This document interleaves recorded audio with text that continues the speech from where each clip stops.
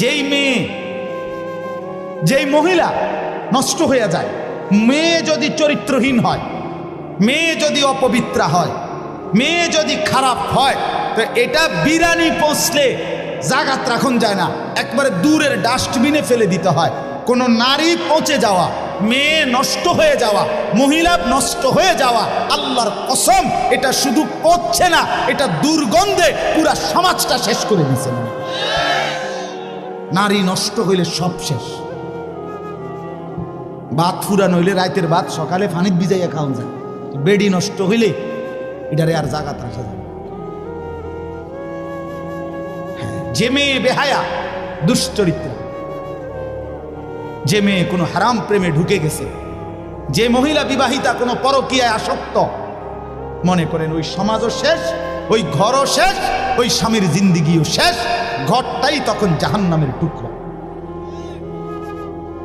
এই জন্য কোরআনুল কারীমের মধ্যে আল্লাহ তাআলা বলছে, শয়তানের চক্রান্ত দুর্বল, দাঈফা, নারীর চক্রান্ত আজিম, ভয়ানক।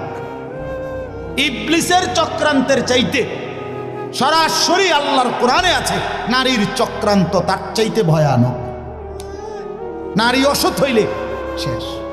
বেডি যদি সিদ্ধান্ত নেয়, এই জামাই তোরে বেড়া আমি তোর বাপের লগে, মাল লগে, দেবর ননদের লগে তুই কেমনে থাকস, আমি বেডি বাচ্চা থাকতে দেখা দিতাম না, তো মনে করেন শেষ।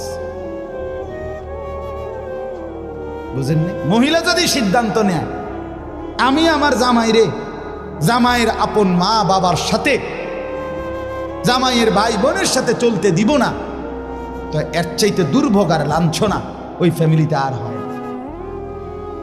এজন্য মাদের ইসলাহ খুব দরকার, বোনদের ইসলাহ খুব দরকার, নারীর সংশোধন খুব দরকার।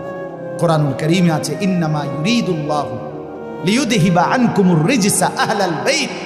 আল্লাহ বলে, নারী তোমাকে আমি বললাম, মুসলিম নারী, ওয়াকারনা ফি বুয়ুতিকুন্না, তুমি ঘরে অবস্থান করো, ওয়ালা তাবাররাজনা তাবাররুজাল জাহিলিয়াতিল উলা, তুমি বেপর্দা বাহিরে ভিন নারী, অসভ্য নারী, জাহেল মূর্খ নারীদের মতো বের হইও না।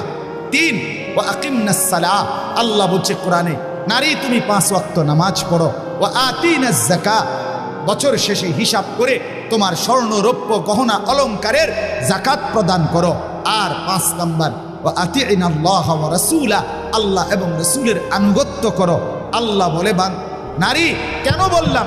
এই আল্লাহ তখন বলছে, আমি আল্লাহ চাই তুমি নারীর মাধ্যমে তোমার পুরা ঘরটাকে পবিত্র